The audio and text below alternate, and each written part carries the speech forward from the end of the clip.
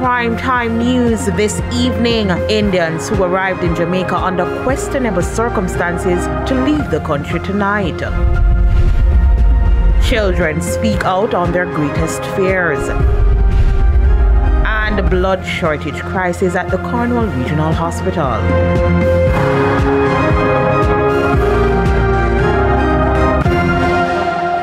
Good evening and welcome to Primetime News on air and online at onespotmedia.com, and a special welcome to viewers on TVJ International in the Cayman Islands. I'm Archibald Gordon. And I'm Janella Precious with a preview of what's to come in business news. Here's Javon Keys.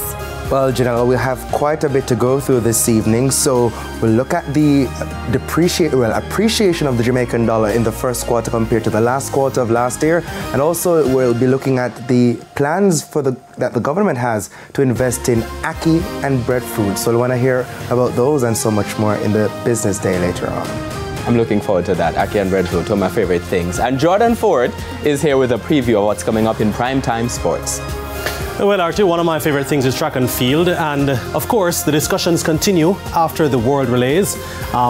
What led to Jamaica's performances? Of course, 4 of the 5 relay teams qualified for Paris, but one didn't. We'll get a rundown on the latest on that, and of course we'll also tell you about a current security threat that is facing the ICC World Cup, which of course will be staged in the Caribbean and the USA. So you don't want to miss primetime sports a little later on. That's true. That added a lot of stress to my week, I have to tell you. I want to add to my favorite things, because ackee and saltfish, track and field.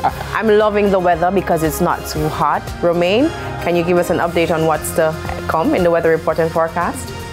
Thanks, Janella. We're expecting a little bit more sunshine this week than we had last week.